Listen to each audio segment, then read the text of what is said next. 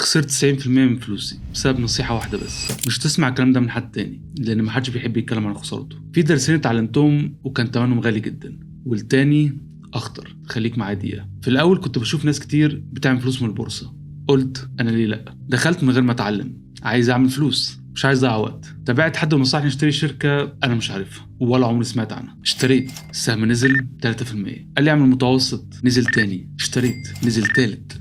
اشتريت، وكل شوية اسمع ما تخافش هيرد، لحد ما فلوسي خلصت قدامي. والمشكلة الشركة نفسها كانت ضعيفة، فاللي حصل السهم خسر 90% من قيمته، وخسرت كل الفلوس اللي محوشة. أول درس، لو هتبتدي تستثمر ابتدي تستثمر في أحسن 30 أو 50 شركة في بلدك، دول اللي أقل خطورة وأكتر استقرار. تاني درس والأهم، عمرك ما تعمل متوسط في شركة أنت مش عارفها ولا مؤمن بيها.